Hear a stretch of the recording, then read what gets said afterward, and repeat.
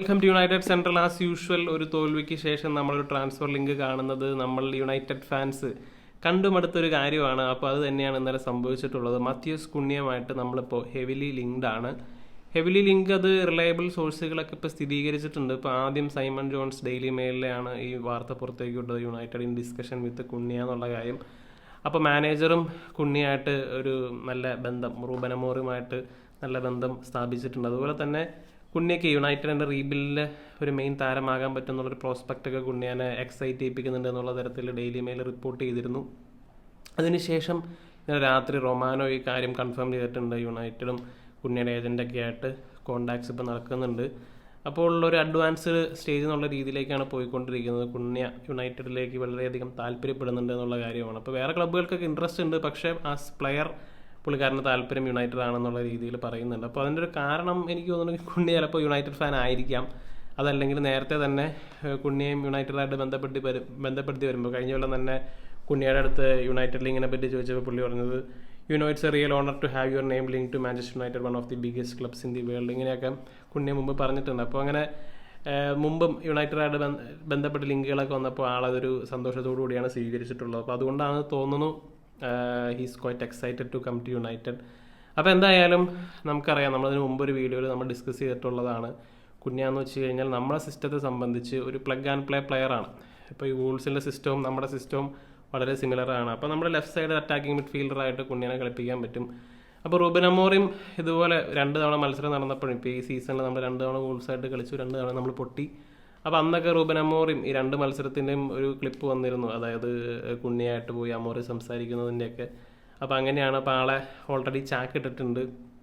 അപ്പോൾ നമുക്ക് ഓൾറെഡി അറിയാം, അതുകൊണ്ട് 60 മില്യൺ റിലീസ് ക്ലോസ് ആണ് വൂൾസിൽ കുണ്യയ്ക്കുള്ളത്. അപ്പോൾ 60 മില്യൺ യുണൈറ്റഡ് കൊടുക്കുകയാണെങ്കിൽ കുണ്യനെ സ്വന്തമാക്കാൻ സാധിക്കും. പക്ഷേ അതിന് മുമ്പ് ആളായിട്ട് പേഴ്സണൽ ടേംസും കാര്യങ്ങളൊക്കെ എഗ്രി ആവണം. അപ്പോൾ അതിനുള്ള ശ്രമങ്ങളാണ് നടത്തിക്കൊണ്ടിരിക്കുന്നത്. അപ്പോൾ അതുപോലെ കുണ്യ ഈ കഴിഞ്ഞ 2 സീസണിലായിട്ട് പ്രീമിയർ ലീഗിൽ 14 ഗോളും 4 അസിസ്റ്റും ഈ സീസണിൽ ഇതുവരെ. അതുപോലെ തന്നെ കഴിഞ്ഞ സീസണിൽ 12 ഗോളും 7 അസിസ്റ്റും. അപ്പോൾ അങ്ങനെ നല്ല ഔട്ട്പുട്ടുള്ള പ്രീമിയർ ലീഗ് പ്രൂവൺ ആയിട്ടുള്ള പ്ലെയറാണ്. മാത്രമല്ല ആളുടെ ഇഞ്ചുറി റെക്കോർഡ് നോക്കിക്കഴിഞ്ഞാൽ അത്രയധികം ഇഞ്ചുറി വരുന്ന പ്ലെയർ അല്ല. വൂൾസിൽ ജോയിൻ ചെയ്തതിന് ശേഷം ഒരു ഇഞ്ചുറി പോലും വന്നിട്ടില്ല എന്നുള്ളതാണ്. അപ്പോൾ അതെല്ലാ കാര്യങ്ങളും കൊണ്ടും ടിക്സ് ദി ബോക്സ്. പിന്നെ ആകെ ഒരു പ്രശ്നം എന്ന് വെച്ച് കഴിഞ്ഞാൽ ആളുടെ ഒരു ക്യാരക്ടറാണ്. ഏണി പിടിക്കാൻ പോകുന്ന, കലിപ്പൊക്കെ ഉണ്ടാകുന്ന, പ്രശ്നമൊക്കെ ഉണ്ടാക്കുന്ന ഒരാളാണെന്നുള്ള രീതിയിൽ ചെറിയ റൂമേഴ്സൊക്കെ ഉണ്ട്. അപ്പോൾ അതാണ് കുണ്യയുടെ ഒരു ക്യാരക്ടറിനെ പറ്റി പറയാനുള്ളത്. വേറെ പ്ലേയിങ് സൈഡിലേക്കൊക്കെ നോക്കിക്കഴിഞ്ഞാൽ നമ്മുടെ ടീമിനെ പെർഫെക്റ്റ്ലി ഫിറ്റ് ആവുന്നൊരു പ്ലെയർ ആയിട്ടാണ് തോന്നുന്നത്.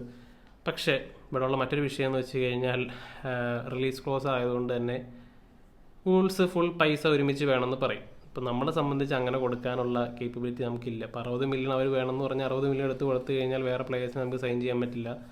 അപ്പോൾ അതൊരു സ്ട്രക്ചർ ചെയ്യേണ്ടി വരും ഡീല്. ഇപ്പോൾ സാധാരണ രീതിയിൽ ഇപ്പോൾ നമ്മളിപ്പോഴും മറ്റേ റാഡ്ക്ലിഫ് പറഞ്ഞ കാര്യമാണ്, ഹോയിലൻഡിനും അതുപോലെ തന്നെ സാൻജോയ്ക്കൊക്കെ ഇപ്പോഴും പൈസ കൊടുത്തുകൊണ്ടിരിക്കുകയാണ്. അപ്പോൾ അതിൻ്റെ കേസ് എന്ന് വെച്ച് കഴിഞ്ഞാൽ ഇൻസ്റ്റാൾമെൻ്റ് ആയിട്ടാണ് കൊടുക്കുന്നത്. ഇപ്പോൾ ഈ കൊല്ലം 15 മില്യൺ, അടുത്ത കൊല്ലം 15 മില്യൺ. അപ്പോൾ അങ്ങനെ 5-6 വർഷത്തേക്ക് ഇൻസ്റ്റാൾമെൻ്റ് ആയിട്ടാണ് മറ്റ് ക്ലബിന് ഈ പൈസ കൊടുക്കുന്നത്. പക്ഷേ ഈ ഒരു റിലീസ് ക്ലോസിൻ്റെ കേസിലേക്ക് വന്നു കഴിയുമ്പോൾ അവർ മുഴുവനായിട്ട് വേണം എന്ന് ചിലപ്പോൾ ആവശ്യപ്പെടും. അപ്പോൾ അവിടെയാണ് ഈ പറഞ്ഞ പോലെ ട്രബിൾ ഉള്ളത്. നമുക്ക് മുഴുവനായിട്ട് കൊടുക്കാൻ പറ്റില്ല. ചിലപ്പോൾ ഈ കൊല്ലം 20 മില്യൺ, അടുത്ത കൊല്ലം 10 മില്യൺ. പിന്നെ അങ്ങനെ ഒരു അങ്ങനെ ഒരു രീതിയിലാണ് നമുക്ക് കൊടുക്കാൻ പറ്റുള്ളൂ. അപ്പോൾ അതിന് വേണ്ടി ക്ലബ്ബ് എന്ത് ചെയ്യും എന്നുള്ളതാണ്. അപ്പോൾ എന്തായാലും ഏപ്രിലിൽ തന്നെ നമ്മളാളെ പേഴ്സണൽ ടേംസും കോൺട്രാക്റ്റൊക്കെ എഗ്രി ആയിട്ട് റിലീസ് ക്ലോസ് ബ്രേക്ക് ചെയ്യാനുള്ള പരിപാടിയാണ്. അപ്പോൾ വേറെ ക്ലബ്ബുകളൊക്കെ ഇത് ചെയ്യുന്നത് നമ്മൾ കണ്ടിട്ടുണ്ട്. നമുക്കറിയാം, പല പ്ലേയേഴ്സിനെയും ബയൺ പോലുള്ള ക്ലബ്ബുകളൊക്കെ സൈൻ ചെയ്യുമ്പോൾ അവർ നേരത്തെ തന്നെ ജനുവരിയിലൊക്കെ തന്നെ അവരായിട്ട് സെറ്റ് ചെയ്ത് വയ്ക്കും. അതിനുശേഷം കറക്റ്റ് ആ സമയമാകുമ്പോൾ റിലീസ് ക്ലോസ് ബ്രേക്ക് ചെയ്യും. അപ്പോൾ ആ ഒരു രീതിയാണ് നമ്മളിതിനകത്ത് പിന്തുടരാൻ പോകുന്നത്.